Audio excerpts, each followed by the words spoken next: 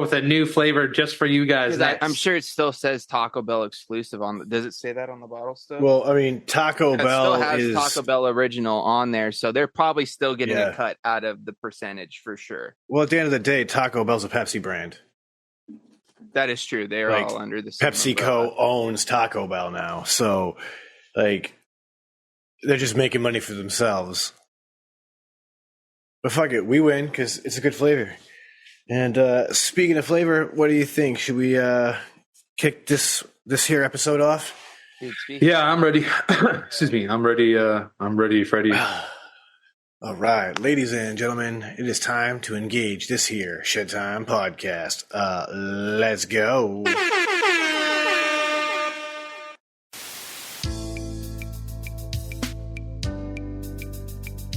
Ladies and gentlemen, I introduce you to Shedtime. What is Shedtime, you ask? Well, it's code for the consumption of cannabis, but it's much more than that. Shedtime's a state of mind. It's art, it's music, it's cryptocurrency, technology, it's food, it's vaping. It can be whatever you want it to be, as long as you're not letting the bastards get you down, not being a dick, and making it fun. When you're in the shed, it's whatever your mind allows you to create. So now let's get to the Shedtime Podcast. Welcome back, ladies and gentlemen, to another episode of the Shedtime Podcast. And, we're going to ask you right now. You want to get high? Yes, indeed. We don't mind if I do, actually. Yeah, Thank you. Thank you, Sally.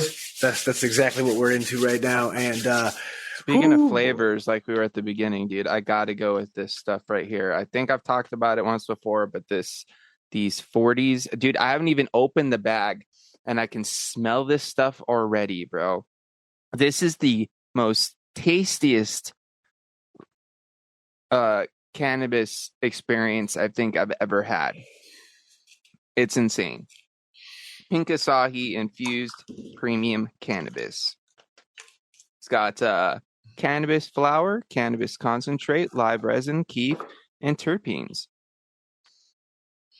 Terpenes got it tasting like candy, huh? Oh, dude, ridiculous! It stains your volcano bag to where your volcano bag consistently tastes like that, even if you're not vaporizing it anymore. It's crazy. Oh, wow, dude, it smells so great. But dude, just look at this nug. Like they're small nugs, but look at the crazy keefy frostiness situation going. Like it's leaving dust on my fingers. So much keef. I mean, that's one way to take your low grade popcorn nugs and make them fire. Yeah, that's pretty much what this is. It's a 7-gram bag of like little popcorn nuggets that are soaked and covered in live resin and keef. And dude, let me tell you, it's Flavor Town for sure. What a time to be alive. That we have reached this point in cannabis tech. You know, I mean, we could hyper flavor and hyper infuse our nug. We can create liquid diamonds so that we can vape the highest quality. Of that, right? Dude, Chris, check these out, bro. I got 2 of these bad boys, right? Shout outs to Stizzy, because that's been my local dispensary, but they had these deals where you can go and get a liquid diamond 1-gram pod, right? So this is some White Widow, good solid indica strain. But if you buy one of those pods, you got this charging case that comes with a little wireless adapter that you pop into your little USB, pop it into your case, charges your pod. You can have your pod in and also have a spare one on the side. A little carrying case, good to go. So of course I bought one the last time I went, and then of course I had another battery lying around, so I had to grab another case for my green battery, and it's got another pod setup situation going on in there, and this one's got some northern lights and pretty tasty stuff, I will say. Yeah, I can get behind that. I just had a criminal situation, freshly packed, this little G-Pen dash, and right in the middle of a heat up, the battery died. No. Bummer. That's the worst, dude. I'm gonna check my other one. My other one's got a full charge. Bangarang. So while the first one charges, we could just load the second one. That's a fortunate thing. That's the one downside though to these little portable vapes like this. Not a lot of sessions. I think I get 4, maybe 5 sessions out of it before it needs to charge. Which, I mean, I guess under a normal use case, maybe that works. But when you're trying to sesh with the boys, not necessarily enough power in the battery on that. But we'll be all right. We'll be all right. Oh, dudes, I'm so excited for this sesh of bags. They're going to be extra tasty and extra dense. I can just feel it. Tell you what, this coffee tastes pretty good right now.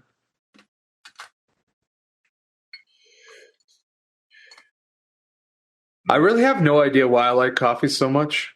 I'm not like an obsessed coffee, or a coffeeaholic or whatever. Like I am a coffee user. Like I use coffee every day. Like I drink coffee every day. Say you're like a connoisseur, like Nah. looking for the best roast or this perfect bean or. Nah, I'm never gonna like break it down like Adam would with like the fruity notes and all these. Nah, like I just enjoy like a nice warm coffee, touch of cream, like a touch of sugar. Like more often than not, at home I'll just use like one of those like flavored creamers that are probably not even cream, but the International Delights or whatever. And I'll put any sugar in. I just like pour in enough cream to like make it not black. And like that's what I like when I go to like Tim Hortons. Like this coffee is from Tim Hortons. This is the regular, so like 1 cream, 1 sugar. But I just really do like coffee. But I think that it honestly roots back to like I started to drink coffee when I started to smoke cigarettes, which was a long time ago, right? So like I've always like attributed drinking a coffee with like inhaling something. So like now I just use it for vapes, and like maybe that's why I like dessert flavors more than I like fruit flavors, because I do enjoy coffees quite a bit, and I will have them in the evening as well as in the morning. Yeah, I think that's partially why I don't do as many dessert flavors as much, because I drink a lot of like Mountain Dew and like sweeter things, and sometimes they don't mix as well with like a dessert, but they do mix pretty damn well with this mango. And let's be honest, I vape only mango really anyway. Nowadays, that's like 90% of the time, that's all I'm vaping on. I kind of think I have a mango addiction, because it's like anything mango, bro, I'm about it. Just give me it. I want all I like mango, but like I'm not like I definitely don't like eating mango. See, and that's the thing. I don't eat mango that often, but I'm not against it. It's delicious. Yeah, I'm not really for it. The texture of it's very strange to me. So like that's where it kind of loses me. But like the flavor, like drinking it, or candies, vaping it, like I like all those ideas. They all sound good to me. But also I find that it's like that's a craving thing for me.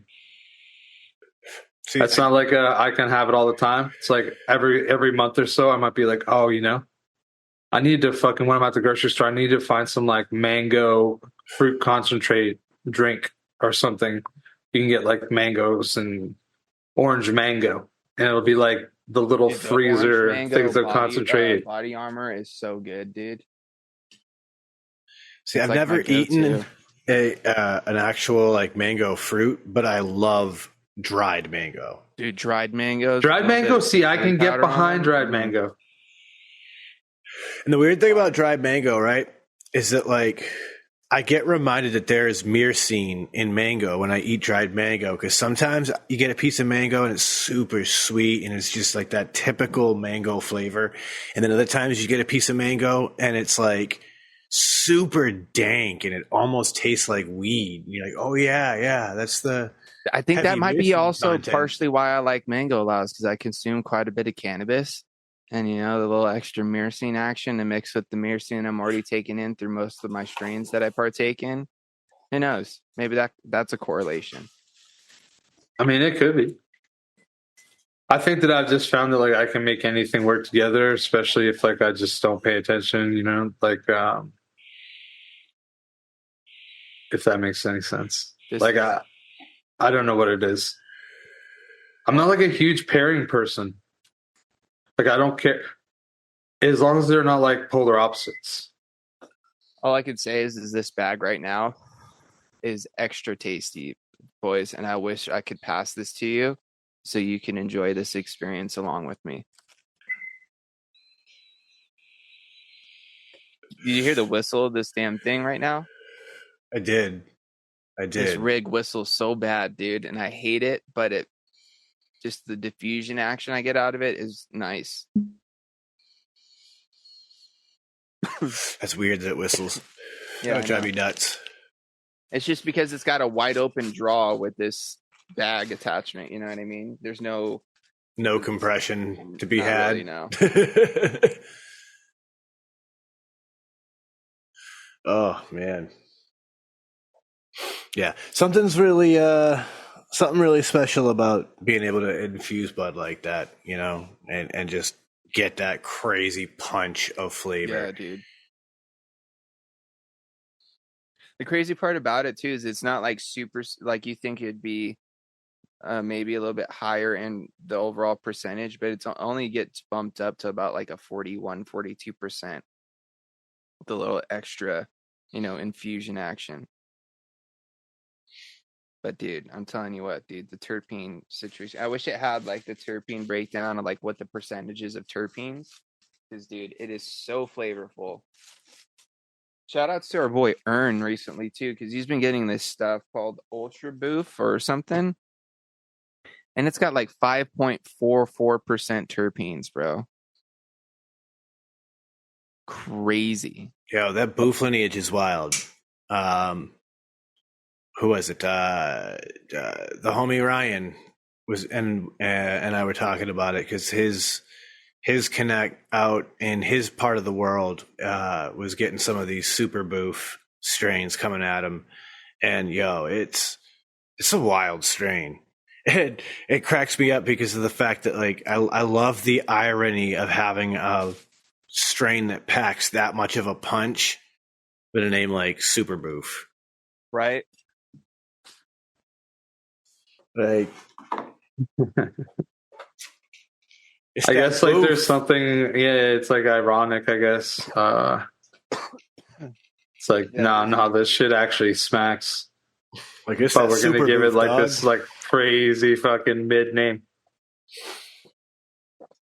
Actually, like Boof, like I guess Boof in itself is like not good, but super.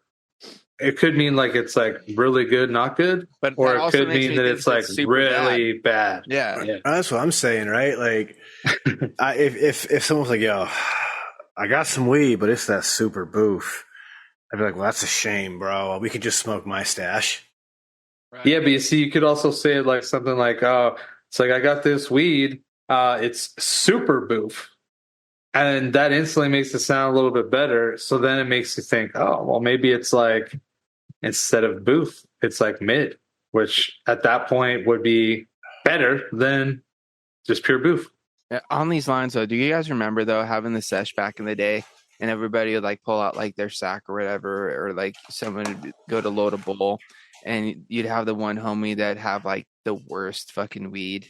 Like just like it'd be like either some real bad shake or just some real just dirt weed. And he'd be like, "Oh yeah, I'll pack a bowl. Let me pack a bowl. Or here, let's smoke some of this." And yeah, like they'd really want to contribute and like get you high. But your weed's better, bro. And it's just like if I'm gonna smoke something, I would rather smoke this. So you're just like, nah, bro. Let's just smoke some of this, bro. And it's just like. He really wants to contribute, but nobody wants to smoke his shit because it's bad. It's just not good. I'm sure I've been that dude at one point before too, but like That's a weird thing. It is. It is one of those times, but I mean, it makes sense. It's like you'd think back in the day, It's you'd have like you're one talking homie about with your homie that does the roach was doing the roach joints, bro. Like, yeah. I would, if I were to go there, I'd be like, nah, dude, I'm not smoking that. We'll smoke my stash, bro. Like, I'm not smoking that. You know what I mean? Save that for you. Yeah, you could do that on your own time, bro. But here, I've got some good shit. Let's smoke this instead. Right? Like, you've been in those situations, right, Sean, where it's like you got like a bunch of the homies. They're all sitting there, and everybody's pulling out their stash, and you got the one homie that's just got the fucking the actual quote unquote booth. Like, nobody wants to fucking smoke, but he wants to contribute, and he's like, yeah, let me pack a bowl, or here, let me roll something, and you're just like, nah, dude. Let's just smoke this instead. Like, I ain't trying to smoke your without saying like I don't want to smoke your fucking lame ass shit. Let's smoke some actual good shit. Save that shit for yourself. Yeah, man. I think everybody's been there. Sorry, I'm having some fucking really weird electrical issues all of a sudden again in my house, which is awesome. So yeah, just stand by. I gotta go see what's going on. No worries, dude. Yeah, no worries, dude. Shit. But I like James. Think about it like this is like what I was thinking about. It's like back in the day, you'd be like going somewhere with some homies, and like you'd have like one homie that just drove a pure jalopy. Like that's like what he drove, and like you had another homie that might have had like a nicer car, and you knew it was going to be more comfortable. So you'd be like, oh yeah, like let's go with fucking Eric. Yeah. You know, like, don't worry about it. Like, Steve, like, we got this, you know, because, like, your car, it looks like you just literally, like, put your cigarette butts out on the floor, throw your fucking, like, pickles from your hamburgers, like, in the back seat type shit. But they're the ones that always want to drive, you know? And I'd be like, yo. I used to be pretty much the designated whip for a long time. Like, if we were going anywhere, it's usually my car. But yeah, I was pretty lucky. A lot of my friends had cars, so did I. But well, I was mainly one of the only people that had a car for a long period. You know what I mean? Or one that was worth driving. You know what I mean? Yeah. Because like I had some after like my first two cars. Like I actually had some. Actually, after my Ford Escort, I actually started buying like either like recent, like newishly used cars or buying a brand new car. Like the last 3 cars I've had have been brand new off the lot. You know what I mean? So it's just like I was always the dude that had like new fresh cars. So everybody's like, oh, let's just roll with frames. Yeah, dude, I've had 3 new cars in a row too. I feel spoiled just saying that out loud, actually. Right? Yeah. It's kind of a bummer the way I actually ended up having to buy 3 new cars, but you know, true. Yeah. Ideal world, you'd still be on the first brand new car. Exactly. I'd still be in the Velociter, bro, and we'd be fucking scooting around in that little fucking thing. I loved that car, bro. I actually thought about buying a used one, like before I ended up getting my Sentra. Like, but they just. Dude, they were a little more money than I wanted to spend for like not quite as low kilometers. Around town, like just like you and a buddy, but like there's not much space in the back. You know what I mean? Like it is a little bit of a smaller car. Not only that, but it's a 3-door. Yeah, it's like really weird. Yeah, so like if you got 2 people that are gonna hop in the back, they got to both get in the passenger side and slide over. You know what I mean? Well, I'm sure they could. Doesn't the front seat even in the driver's side? The front driver's side you could fucking lean forward, but even then, dude, you gotta get out. You gotta go old school, bro. Like getting in the back of a fucking coupe. You know, it's like getting back in like a '93 Cavalier. Yeah, exactly, dude. Which I have done quite a few times as a kid. My cousin used to have one. But yeah, dude, it was a nice car though, dude. It was fun. You know what I mean? It was kind of like that little bit of a shorter wheelbase. You know what I mean? So like it just fucking maneuvered well, bro. You know what I mean? Whipping into parking spots super easy. It was nice, dude. Yeah, I actually have no regrets thus far about getting like that. Oh no, Sentra, dude, you got a solid whip. Your car's nice, dude. Yeah, no, I like it. Dude, I've barely driven it. I actually drove it last week. I think maybe last Saturday. I just like ripped it into Charlottetown and like, dude, I hadn't driven it forever. So actually, I'm taking it on Tuesday to like officially get everything switched over to PEI plates and like PEI ownership because I managed to get my license and my health card. So I'm going to go on Tuesday I have to get like a provincial inspection.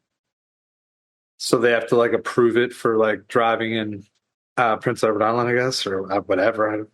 So I'm getting that done next week on Tuesday. So I'm actually like I'm looking forward to it. So then it's like one less thing that I have to stop worrying about. It's all about checklists, man. It's all about checklists. We do inspections, stickers, and masks. Yeah, I'm not used to it because in Ontario you get it certified, and then you were having to do every year. You'd have to go in or every other year, depends if you bought 2 years, 1 year, and you'd have like your car with an emissions tested and certified, obviously originally, and then you go in and you'd pay for your license. So you'd pay like it was like $105 for a sticker. And the sticker would go on your license plate and it would say like whatever month. So like for me, it's January, right? Because it's like when your birthday. So it'd be like 01. And then it would be like whatever year. So like 2024 now or whatever. Yeah, similar here. But they dropped the stickers in Ontario a few years ago. So like you didn't even have to fucking pay for that. You just like paid. So I don't remember what the fuck it was. I did it one time and then I moved. Yeah, so like this would be the next time I would have had to pay. We get that plate sticker, but that's for your registration to say that your registration is valid. And then I still have to do a safety and emissions inspection on a vehicle in Massachusetts every year. Honestly, this is the funny thing. I don't even know, bro, what it is here. I may have needed one and not have done one. I'm not sure.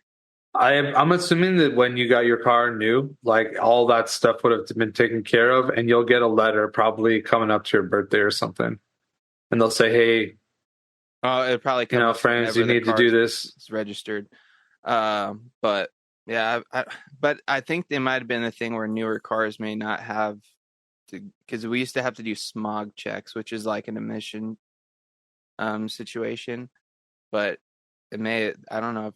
It may have only been for a certain year or something. Yeah, my car's too old for an emissions test now because in Massachusetts, cars that are 15 years or older no longer have to take an emissions. So I just have to pass feel safety. Like an idiot on this right now because I honestly don't know.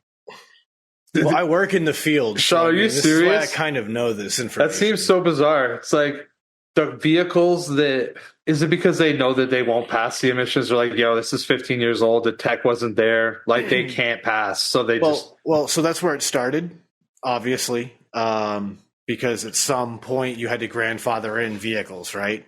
Yeah, because I knew that classic cars in Canada, you didn't have to do emissions. But at this point now, though, most cars that are even 15 years old still have all the advanced emission systems already in place. You know what I'm saying? Yeah, they would for sure. It's a carryover thing. And it does protect those people who are still driving a classic vehicle. It allows them to, keep a 80s or a 90s or a 70s model vehicle on the road as a daily driver if that's what they choose. But you can also get, a antique plate for those cars if you choose, but that limits you to how much you can drive them. Okay, yeah. That's like, yo, you can drive this on the weekends. You can like drive this a few times a week tops, but you can't be doing your fucking, I'm driving to work, I'm picking up the kids. Yeah, that's it, right? Like there are people around here who I've known who have antique cars with antique plates, and it's one of those things where like you pick and choose the nicest weekends of the year to take those cars out, and that way you keep that you keep that limitation within and where it's supposed to be, and you're not going overboard on it. And I mean, I guess it's cool, right? Like, if you have the really nice car, you might want to go drive the downtown strip there on the waterfront and show off your car for a minute, you know? A lot of those people always do. Okay, interesting. So apparently in California, it says, it is important to note that vehicles 8 years older and newer are currently exempt from biannual inspection. However, these vehicles are required to undergo inspection upon initial registration in California and upon change of ownership. So it's just like a one-time deal, like initial registration, you do a test, and then whenever the owners are changed. Interesting. See, we're talking about this, and I have to go to get my inspection sticker done on my car, actually. So I'm glad we're yeah, you would. Yeah, you would. Yeah. Well, so technically I wouldn't. For us, is it the same as you? Is like birthdays, though? No. It's based, the way that Massachusetts works, if you do it correctly, right, you buy your car, you have 7 days to get that first inspection done. If that happens, let's say you buy your car in October, then your inspection sticker is an October sticker.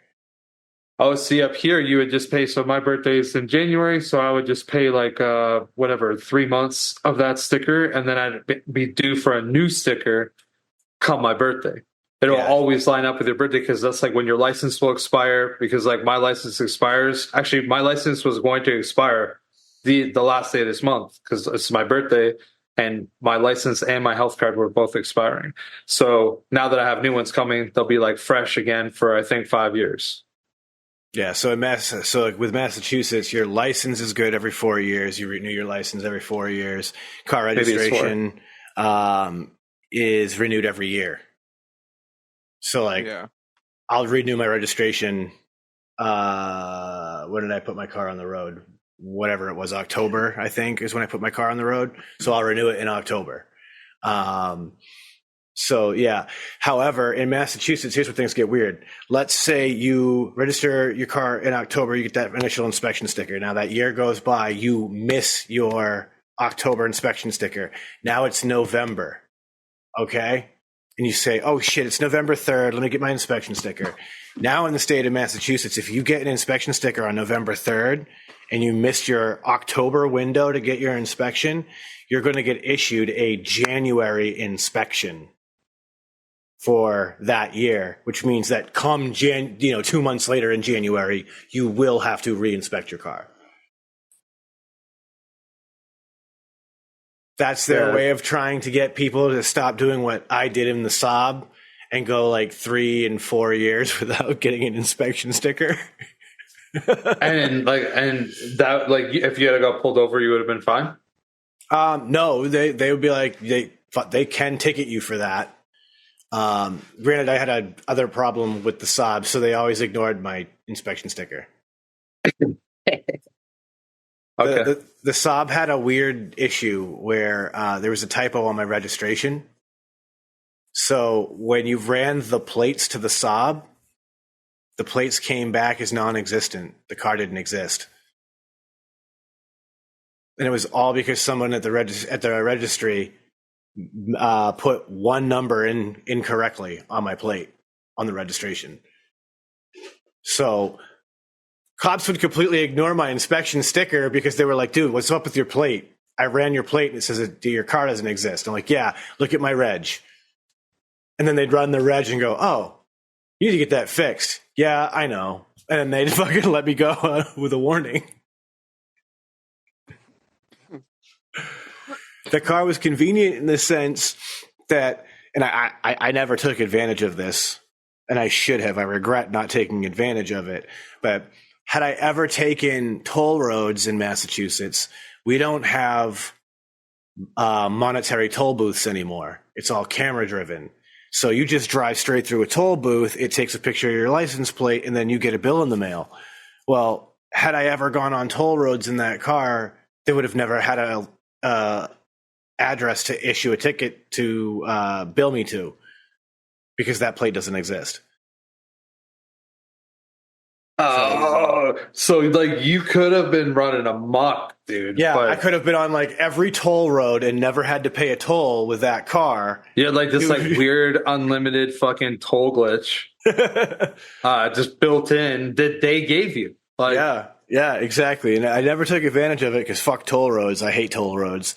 Dude, I've been messed up, dude. So on the note of toll roads, like, first of all, like, America, like, get your shit together. How can you be ticketing people that don't even fucking live in your country, and then you don't send them a fucking bill, but you do send a bill when it's overdue, and now the fucking charges are way fucking higher.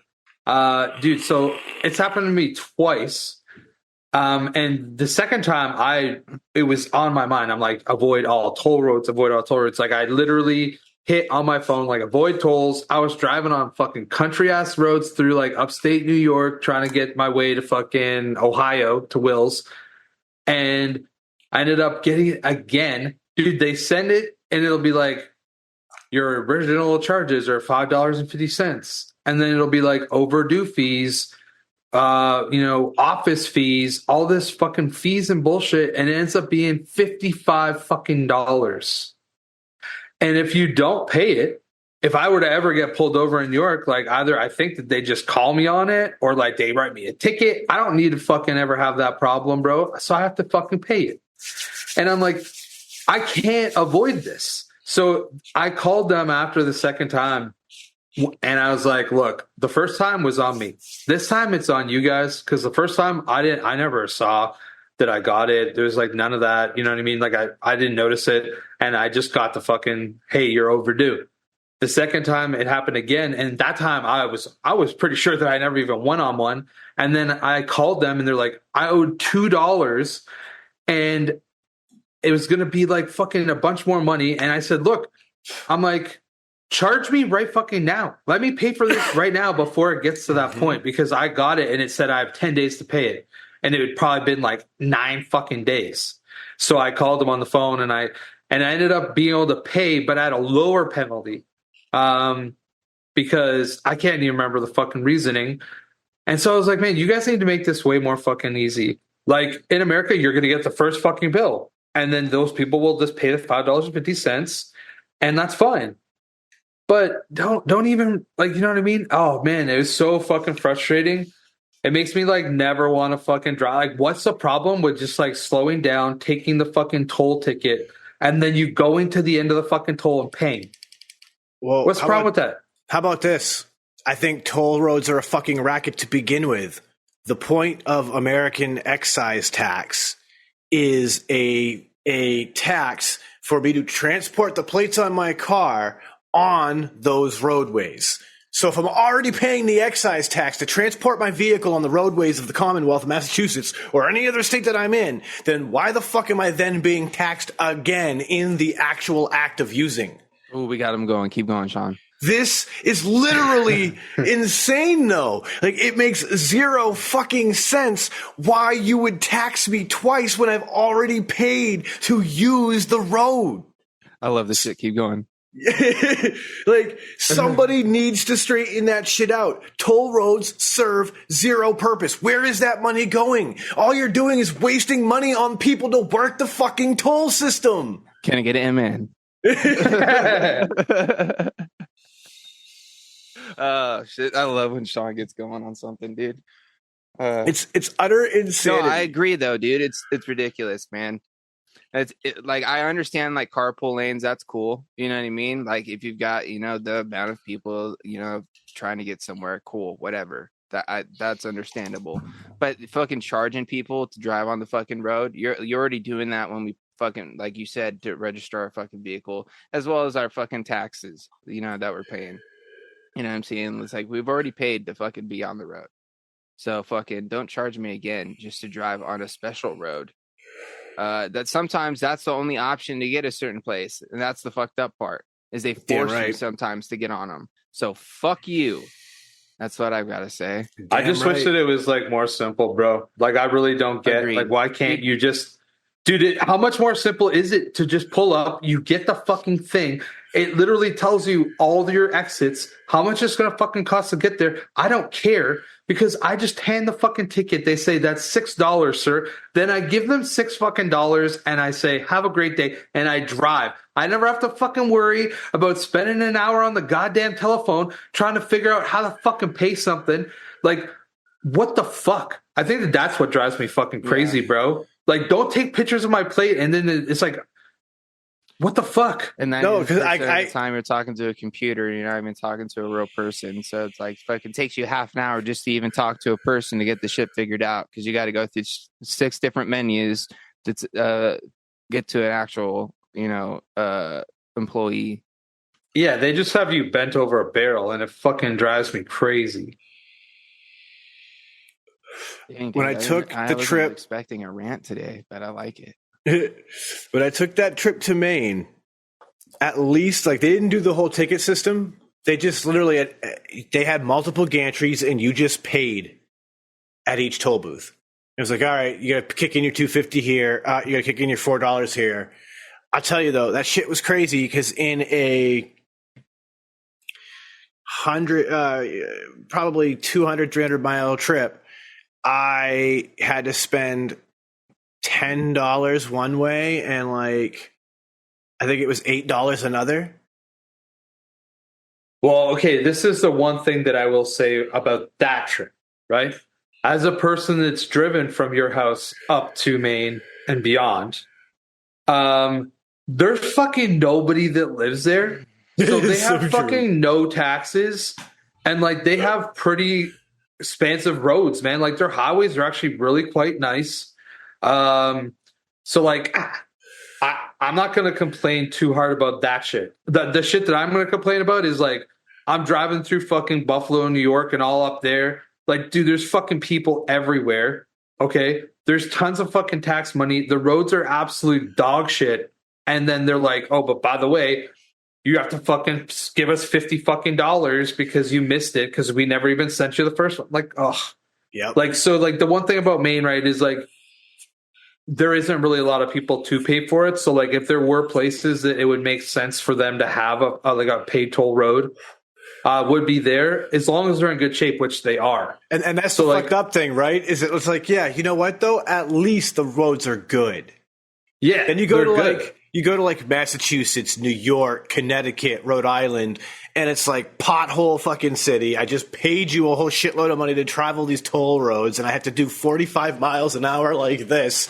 I'm on a back road four-wheeling because the friggin' potholes everywhere. Oh, dude, I'll tell you what. There's roads out here that aren't that great either, bro. I'm sure they're everywhere, honestly. I feel obviously the Northeast has a greater number due to the fact that we get the snow and stuff. So you get the frost places heaves that get more precipitation and harsher weather are definitely prone to worse fucking potholes and stuff. But dude, what happens out here is you get a lot of we end up with potholes and stuff, but we end up with a lot of fucking cracks and shit like that develop in the fucking asphalt just from the fucking ground moving and shit. Well, you guys get mudslides too out that way. I was just gonna say, and a lot of what happens is mudslides, or just flooding when it does rain because it collects in certain areas and then all of a sudden washes out, parts of the road or fucking covers the road, and then you got a fucking 2-3 foot fucking puddle you got to try to drive through to get across the fucking road. Well, probably not that high, but anyways. Yeah, I know what you mean though. Yeah. That shit's happening more and more though these days. We just had epic flooding in the Northeast where parts of New York, Massachusetts, Rhode Island, they were literally underwater from massive rainstorms and friggin' storm surges from the ocean where literally there are places in Boston you were driving through puddles that were 2 feet deep. That shit's scary. Oh, for sure. I can't fathom being the guy on the Department of Public Works crew who's got to respond to a part of roadway that's 2 feet deep in water and be all right, it's my job to help clear this mess. Like, where do you even start? Shout out to those people, the unsung heroes of the world, your Department of Public Works. Facts. These are the people picking up trash at your public parks. These are the people picking up the trash on the roadways. These are people fixing the curbs. They're the people often filling those potholes when the budget's there to let them do it. Dude, unsung heroes of your community. Shout out to DPW workers. Not only that, but some of those people are hilarious. I mean, I suppose you have to be when that's your kind of job, right? Like, you got to roughneck it all the time. Like, well, you got to have a hell of a people, sense no of matter humor. where you go, dude. I find there's always going to be that one guy.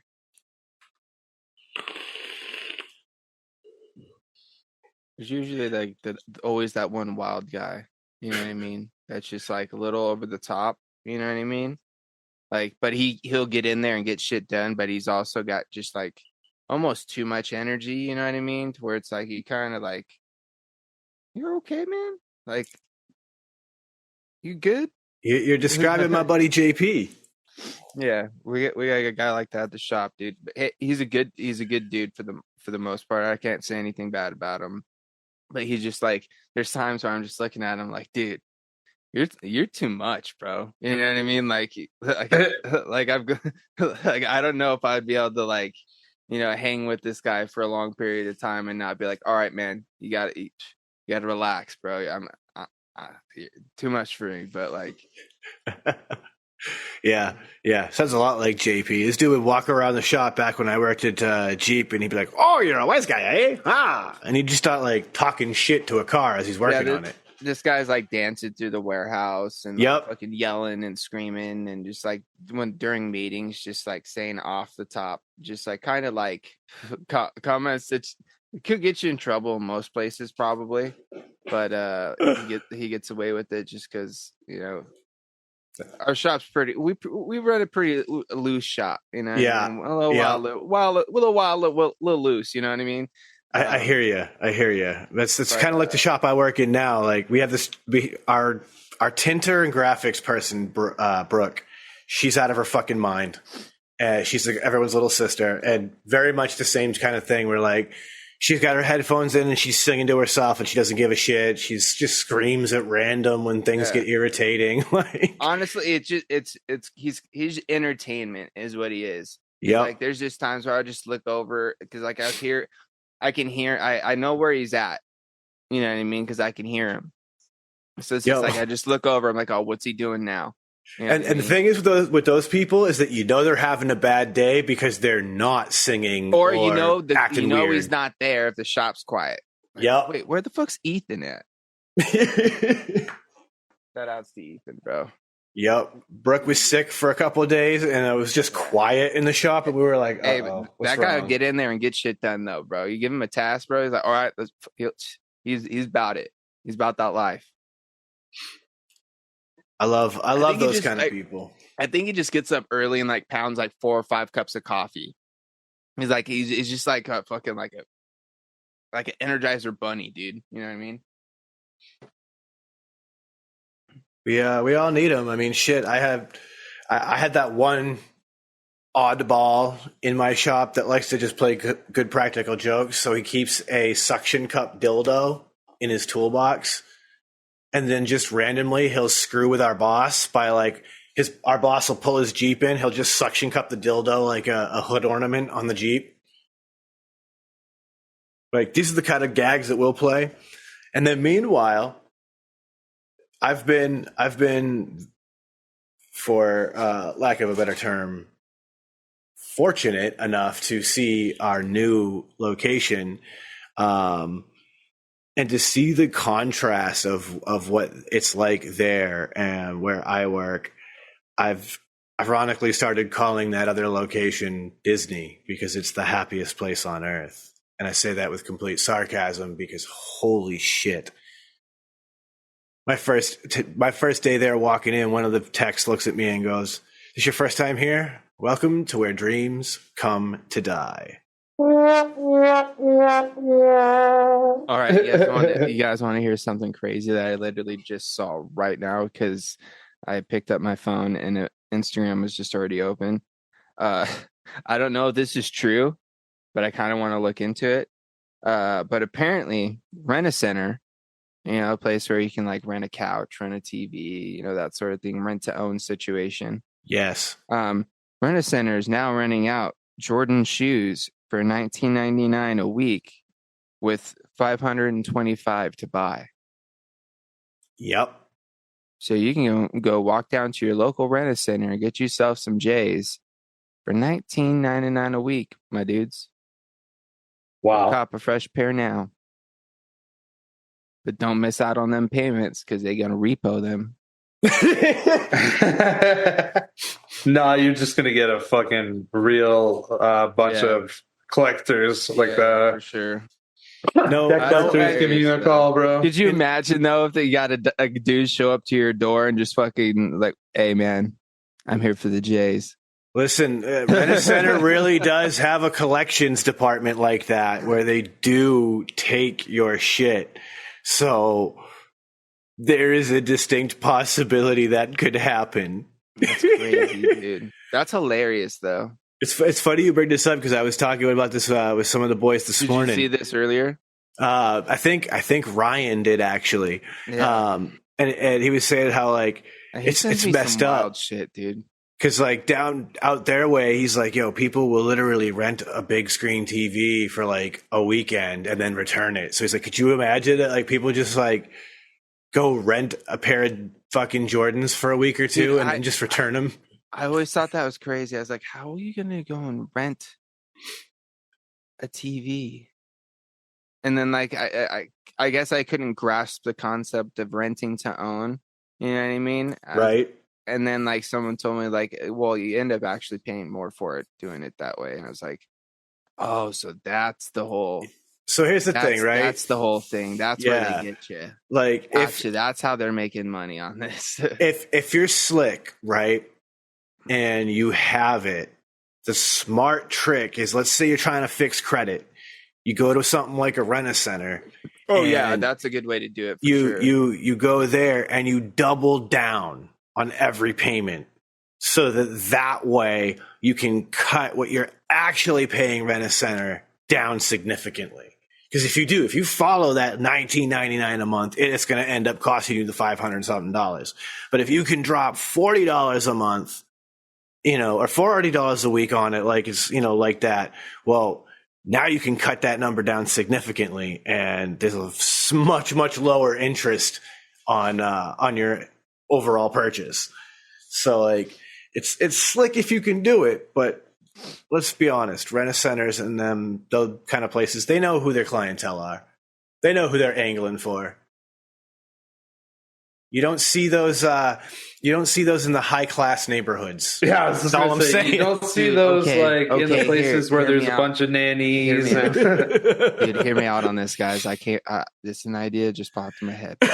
What if you're like a real smart like sneakerhead, bro, and you know your shoes, bro, and you go in a Rent-A-Center and you just like go in there and just like rent like a bunch of fucking shoes, right? But what you do is you end up throwing them up on like StockX or these fucking resale sites or whatever.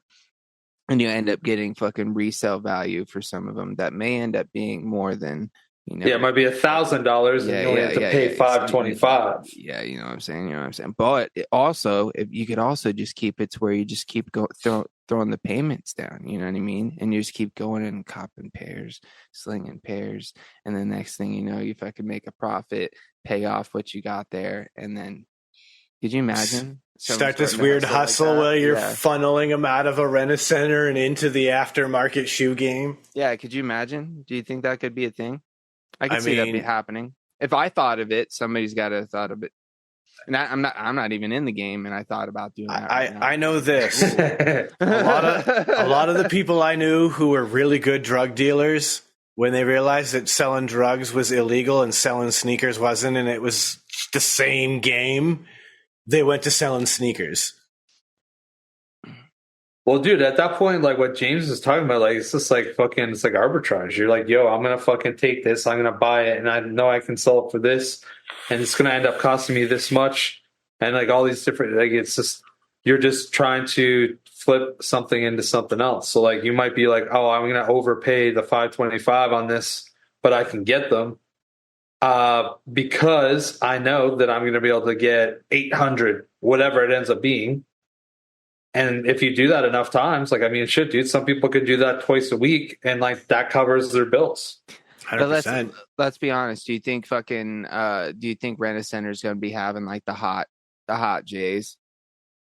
Or do you think I don't know. Going to be like the more, generic, more mid-range? Well, I know like because like my mother has used Rent-A-Center a couple of times and bought like furniture and shit. A couple of lazy boy recliners that we went through a Rent-A-Center for. Dude, can't go wrong with a good lazy boy. They weren't the high end. They were like the more mid to basic tiers. What color were they? They were just like a brownish, tan, beige color. Yeah, super simple cloth. I still have them actually. We had these like green ones with like these weird like pinstripe like sort of situations growing up as kids. I just know for a fact they're a lazy boy because they had the little fucking arm on them. And for some reason, nobody ever screwed down the little fucking Allen head to keep it on there. So we used to just take them off the fucking recliner and walk around with them like clubs and like hit each other with them as kids. Kids, man, kids are fucking brutal. Oh, for sure, dude. Oh man, kids are little monsters sometimes. I swear. Myself included when I was a kid. I remember hitting my friends with sticks and anything like that. I just had flashbacks to my childhood home right now. The childhood living room, bro. I remember it exactly. Like it's like a imprinted image in my brain, dude. It's crazy. And I haven't been inside that house in at least 15 years, maybe. No. 12 years? Dude, it's weird, right? Because like there are a couple of houses in my life that I could describe to you every nook and cranny of that house as it was when I was living there. And I haven't been there in 20 plus years. So I get it.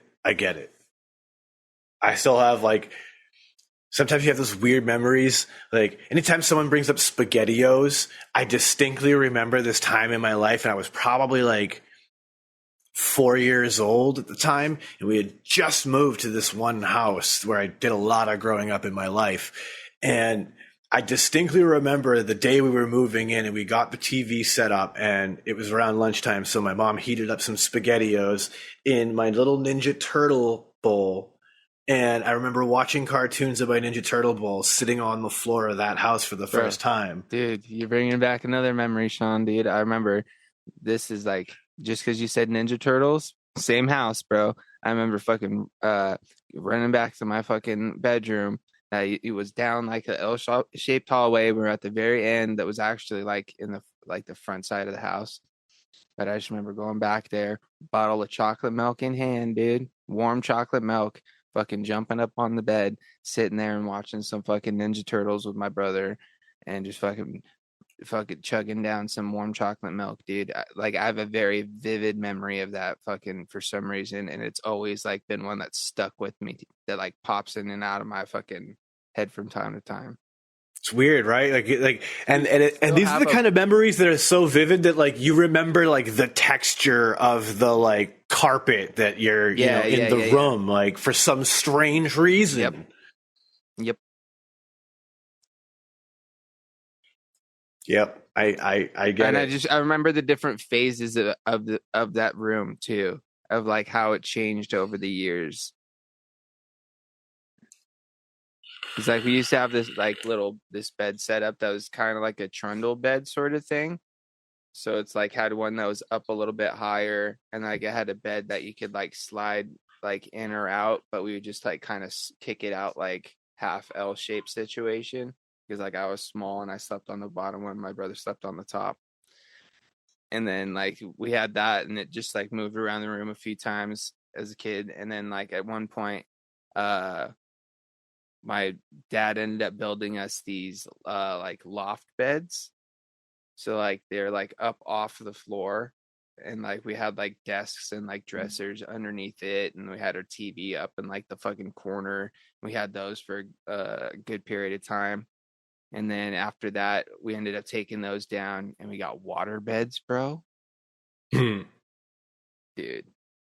And then at one point, both heaters for the water beds broke, and sleeping on a fucking ice cold water bed for extended period of time is not the greatest. So we ended up getting rid of the fucking water mattress and just throwing fucking regular mattresses in the fucking water bed frames.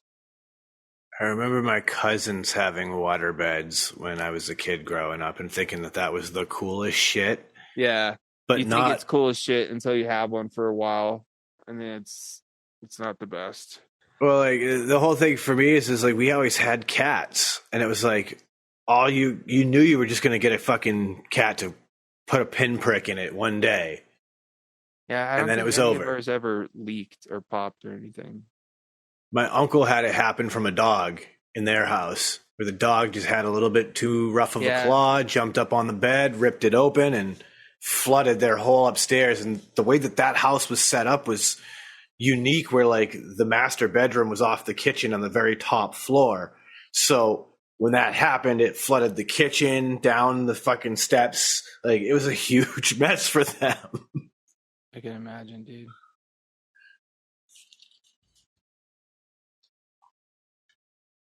But yeah, vivid memories, man, of those kind of type of childhood flashbacks, things, bro. Trip me out. Like crazy enough, I bring up that story. I'm looking at it right now. Then one of the Ninja Turtle bowls I'm talking about. Like I still have one or two of them. Well, dude, to this day. Still have the fucking blanket that's been on my fucking childhood bed since I was, as far as my memory goes back. I still have that blanket, dude. And it's just fucking, it's always been on my bed, bro, and it just stays there. You know what I mean? I'm one of them guys, bro. You know, it's not like I can't sleep without it, but like when I'm at home and it's on my bed, it's just nice to, have, you know what I mean? Yep. I got some of those like things too, though, like, like the heirloom blanket that has been in the family. Well, yeah, I think it was like, I think it belonged to like somebody else before I got it as a kid. I feel like that's part of the reason why I still have it, is like there's like that sentimental connection to it. Yeah. I have a knit one that she's my step grandmother, but she made it for my father, and then it got passed down to me when I was a child, and now I have it. So like, yeah, I totally get it. It's because it's funny because I remember like that blanket throughout all these different periods of my life, to the point that like if I were to go through pictures, you would see it. Like, oh yeah, you know what I mean? Like it's there been it on is. Trips, dude. It's gone across the country with me a few times.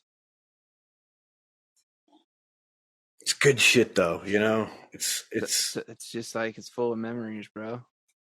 It's like I remember that when we bought our first house, like it was a big deal for my family. My father and my mother actually bought a house. And I remember moving into that place, and like you talk about the bunk bed situation, that was where I got my first bunk bed, was in that place. But it wasn't a normal bunk bed.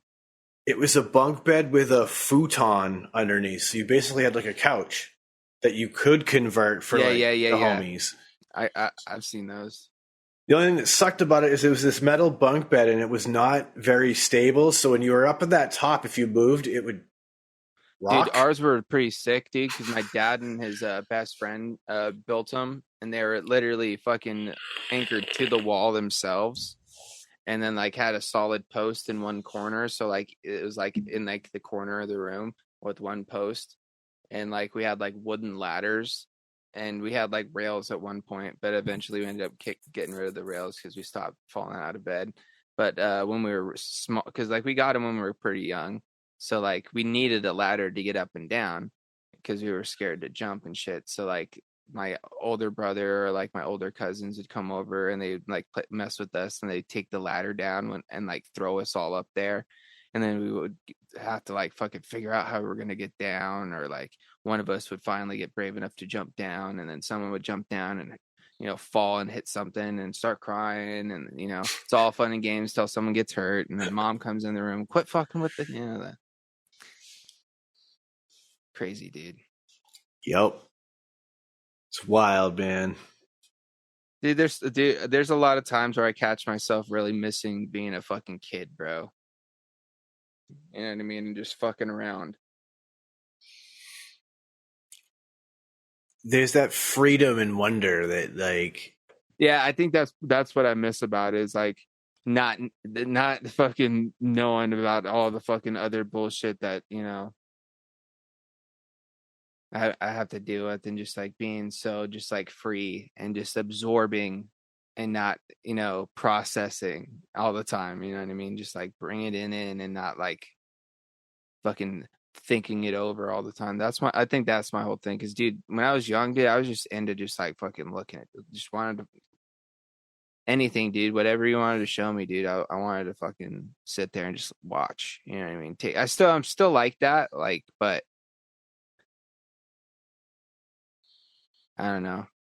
Yeah, but that's the thing, right? Is that now you look at it through the lens of an adult. So. Exactly. So like, I feel like that's that change in perspective. Sometimes I kind of, you don't get that bummed out about sometimes, but I also, I know it's just part of like life and part of growing and that sort of thing, because it has served me, well in a lot of situations. Being able to look at things in that perspective have definitely been a good growing part of the process. That's the thing, right? Is that like I think we've all met people like this. There are people who have managed to maintain that childlike sense of wonder in their approach to life, while still having the adult lens.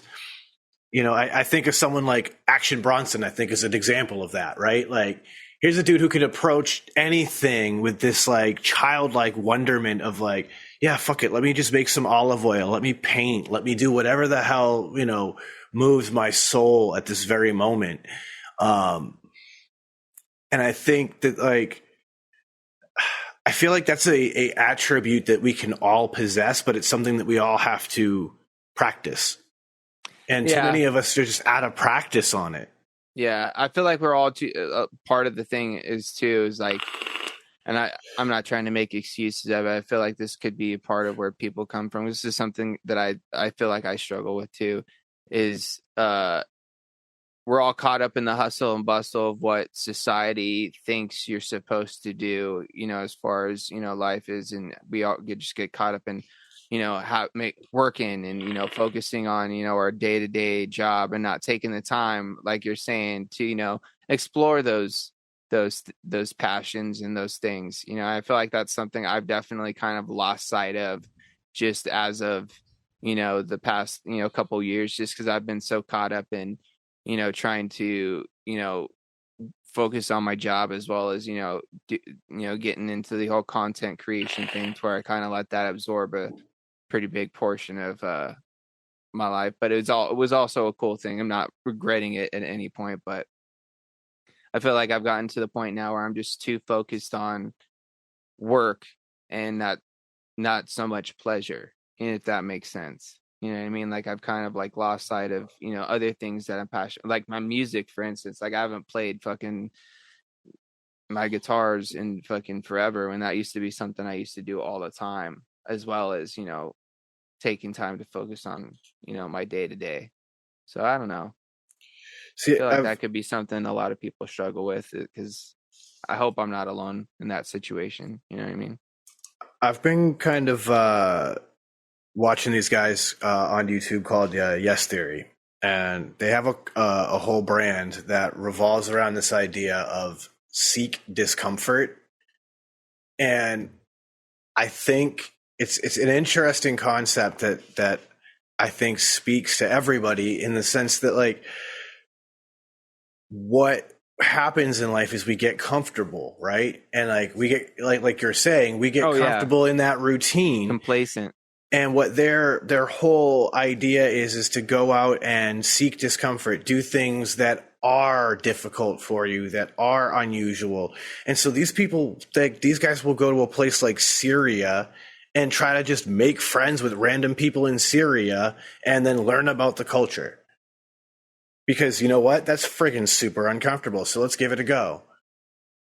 Like, I think that's just a quick lesson that we can all take to heart, is that like we need to do a little more of what scares us.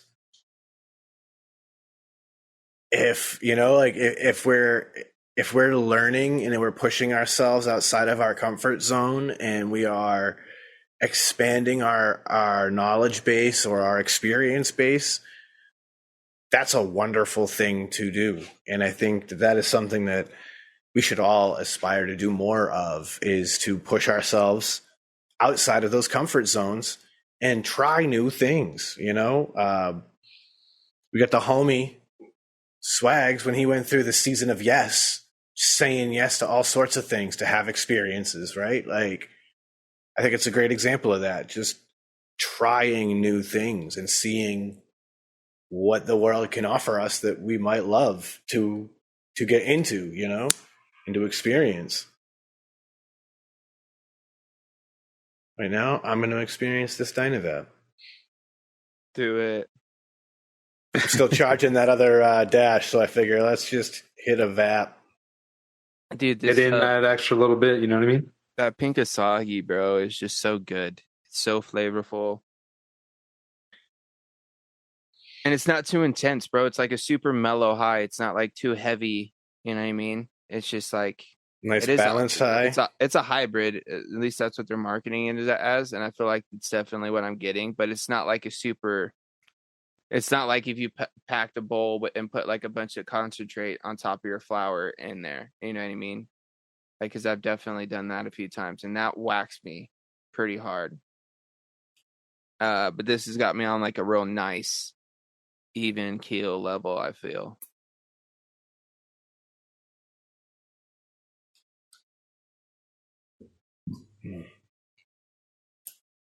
I was packaged pretty recently too. The 28th of December. Getting that freshness is always a good thing. That good.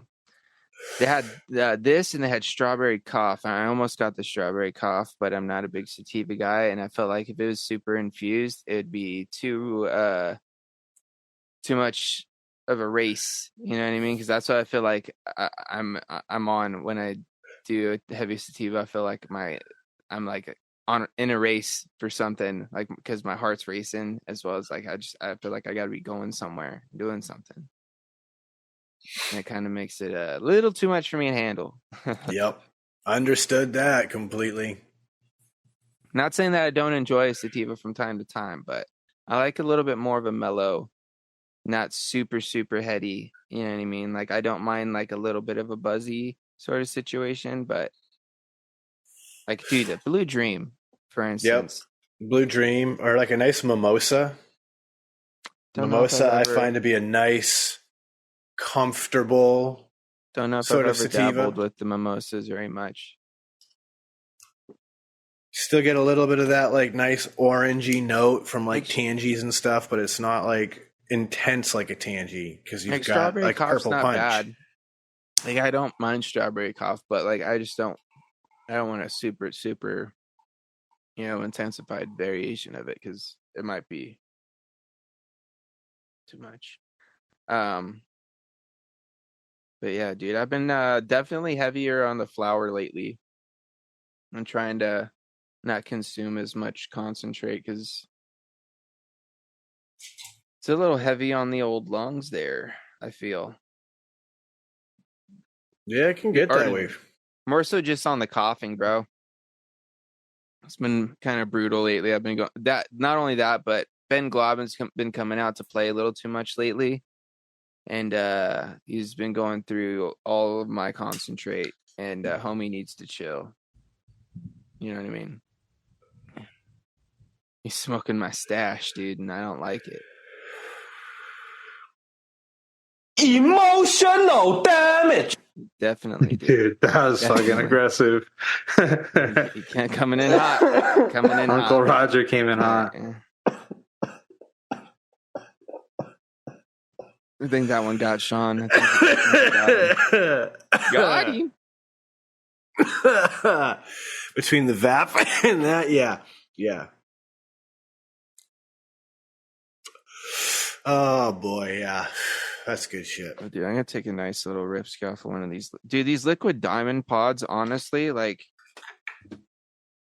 from the few rips that I've taken off of them, they're pretty solid, man. Like I've never been, you guys know me, I've never been super into like carts or like that sort of thing, but I'm kind of enjoying these liquid diamonds quite a bit. I feel like you can get cartos that have like live resin and shit, they're pretty sweet, I think. Well, that's what I end up getting anytime I get one, because those are the only ones that I feel really do this. Like distillates aren't that good. I don't really like them. Because I feel like it's just an empty high for the distillate. No, I still get high, but like I prefer.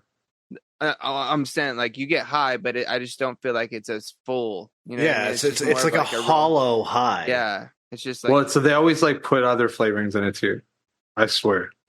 Maybe I'm tripping, but they do. They add some sort of like terpene blend back to it, but like it's not the same. And it's never flower derived. They're always botanically derived. That's the one thing that I do like about Stizzy, though, is all this stuff is cannabis derived, at least from what I understand. I may be wrong, but from what I understand, and I don't know, man. I've been digging this. See, if I'm gonna hit vape pods of any kind, I go for those PAX rosin pods.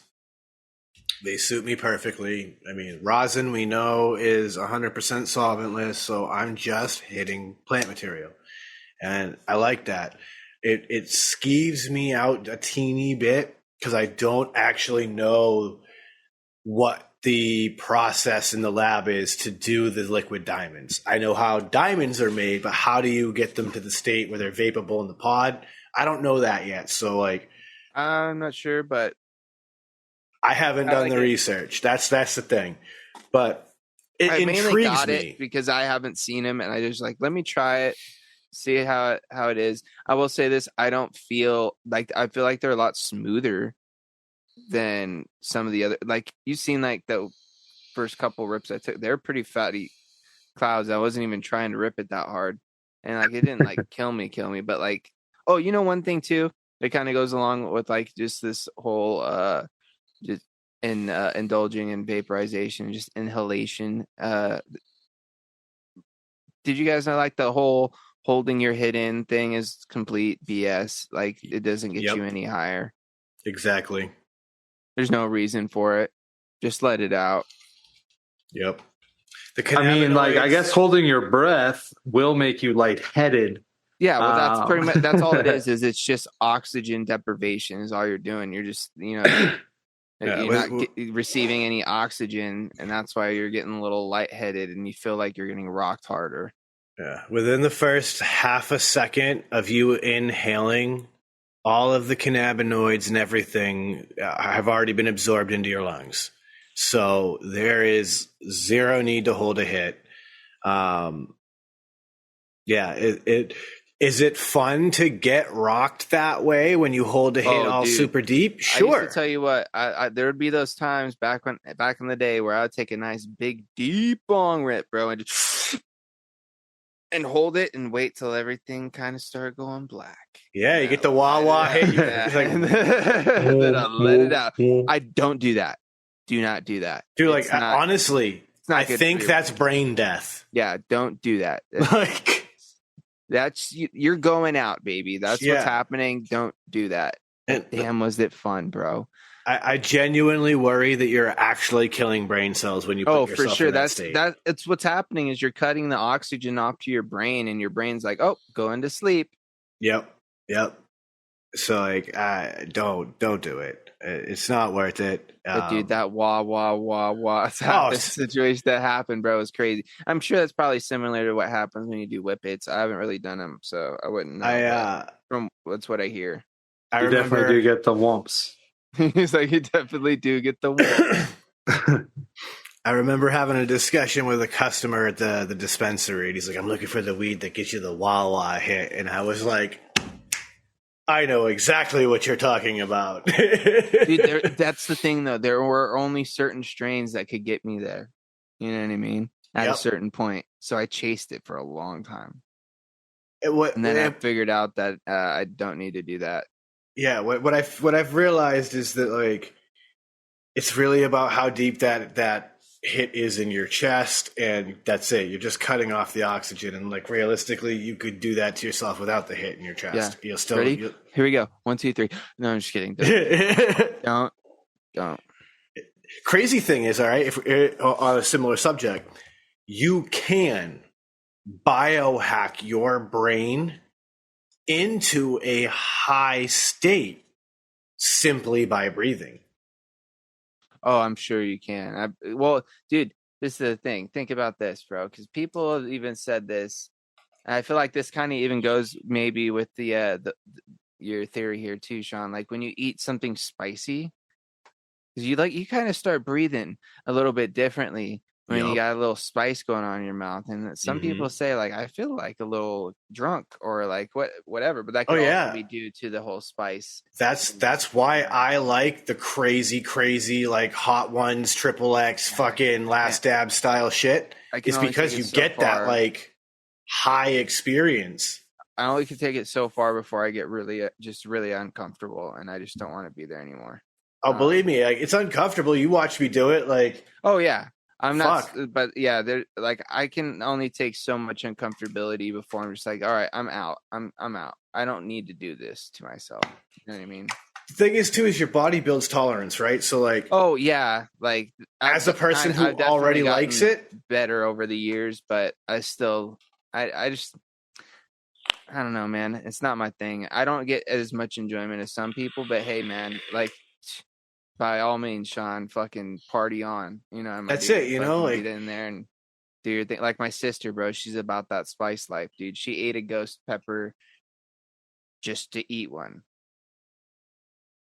I think, or a reaper or something. It was one of them hot peppers. She just ate a raw, whatever, just to try it out because she's crazy. Yeah, get you some fucking Kung Pao chicken and eat a couple of those bird's eye chilies. Yeah, I'm out on those too, bro. Ooh. That's a little too much for me. They're a bit intense. My spice level is about a jalapeno. No, I'm just kidding. Like mango habanero is about the hottest I'll get. As far as like a wing situation, but a habanero pepper is probably like the hottest pepper. Give me some ghost sauce. Can't do it, dude. It's too much. We got a spot we like to go to called the Charlie Horse, and they have. Their habanero is their hot sauce, and then they have their ghost, which they call suicide. And I remember there was a time my wife and I. Sean, you just said it right there. If you got to name your sauce suicide, I'm not eating it. You know what I mean? If it's got the name suicide. It's like, I'm not gonna try to do that. Yeah, that's not what I'm here for. Meanwhile, we're like, can we get the suicide buffalo chicken quesadilla with a side of suicide sauce to dip in it? I'm not in. All right, here we go. Do you have the live long and prosper sauce? Let me get that sauce.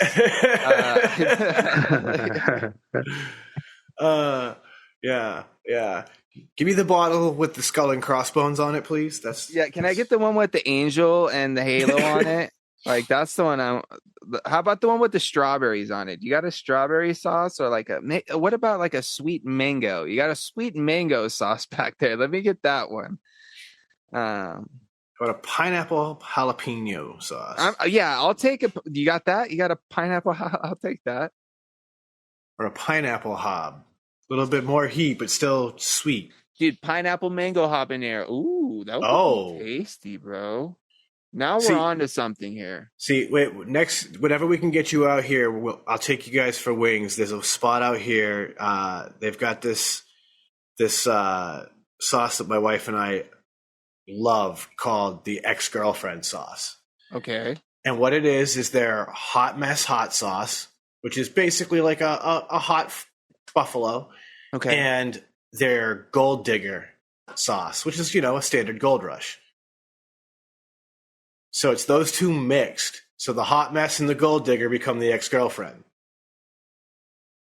Which the humor there is just great to begin with. No, that's pretty good humor. I agree. Yep. No, I agree. But that hot sauce is so friggin' good that every time I go there and we get chicken from them, I ask for extra to bring home. Because I put that shit on eggs. I put that shit on anything I can put hot sauce on. Dude, I can't wait till we get you out to Steel Valley for a meetup for a Basil's trip, bro. Dude, it's coming. It's coming. It's going to be sick, dude. Yep. It's coming. It's coming sooner than later. And we're going to create some content for the patrons when that happens. And speaking of patron content, it's going to be a big update. I know I've been leaving y'all hanging a bit on the grow update, but that is coming. Big update because some things have been happening and these plants are looking crazy. I'm very excited. Intergalactic space runts. I want to give a big shout out to all of the people whose brains I've picked in the cannabis industry over 2 years, because I learned a lot from talking to those people and I've put it into practice, and I'm very happy so far with these results. And we're only 6 weeks in to like the actual veg stage. Dude, speaking of the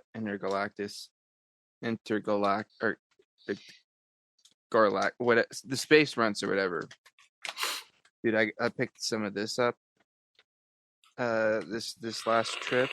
Let me pull the nug out here. This is some grunts, dude.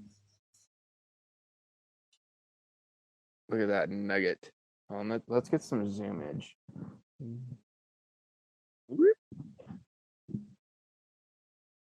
Look at that thing, dude. She looks tasty. Dude, that's a solid nugget there, dude. Yeah, she looks dense as hell. What do you think that is? About 8-9 carats? I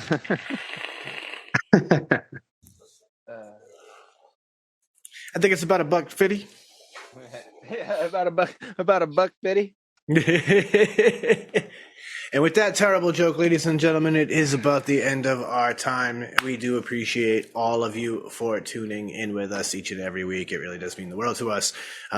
Please stay tuned for more ridiculousness from your boys here. And as you know how we close, I'm going to set it around the room. Uncle Chris starts. So here we go. Well, thanks everybody for tuning in. Appreciate you guys. Of course, shout out to our patrons. Much appreciated to them and all the listeners. I'm just going to do the normal show. Like, go to shedtimepodcast.com, check it out. All the stuff's there. Everything that I've talked about, all sorts of different things. So just go check that out.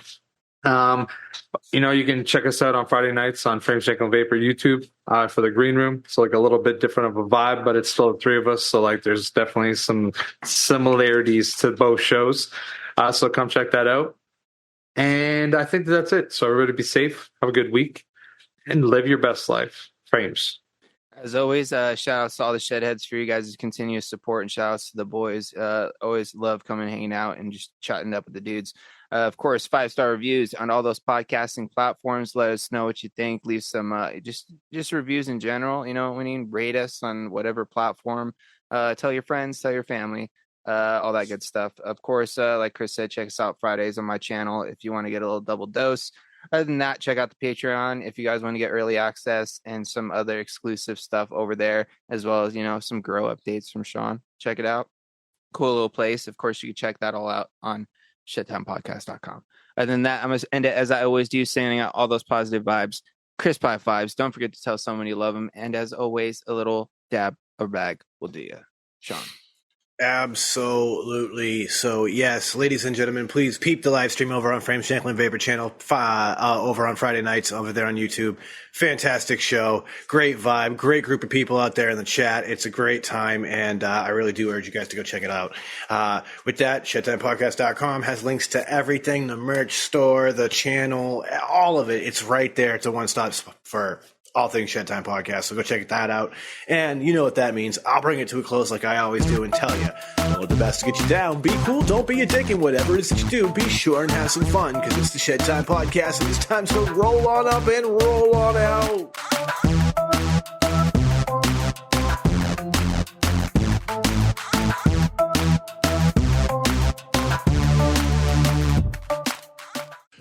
Dynavap, Dynavap, Dynavap. Looking to cut the cord on your dry herb vape?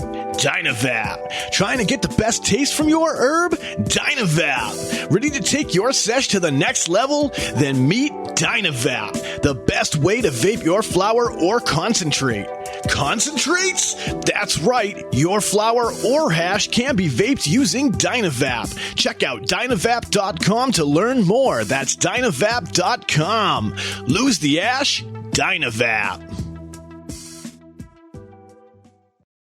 What's going on, Shedheads? It's your boy, Frames Janklin. Are you looking to step up your match game or have a raw copper, brass, or stainless mod or RDA that you're absolutely tired of polishing? Then you need to go and hit up my man Ashton of Palmer's Powders.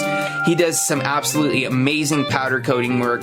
He offers many different colors and finishes at an absolutely killer price. This man is taking powder coating to a whole new level, and he can make your setup an absolute masterpiece. You can go follow him over on Instagram at Palmer's Powders, and you can go check out pricing on his website, palmerspowders.com. That's palmerspowders.com. And as always, let's just vape on, Shedheads. I want you to think of your favorite rebuildable right now. Yeah, okay, so you have a layer cake in your hand, and now you're about... Oh, sorry, yeah, that's not everyone's favorite. That's just mine. So think of your favorite rebuildable atomizer. Think about how good of a vape it produces for you. Now, take that and amplify it. And the way that you amplify that is you put in some Breezestone coils. Breezestone coils are handcrafted in Adelaide, Australia. They're made from some of the finest quality wire that you can get. I believe it's wire Buddha. You take those coils, you take them out of that phenomenal packaging that clearly shows how much care that Adam puts on the quality of his coils and the insurance that you get them in good shape. You put them in that favorite RDA, and guess what? You have coils that now sing better than Celine Dion. Go check out Breezestone coils. You can find them on localvape.com and also steelvalleyvapors.com. Solid.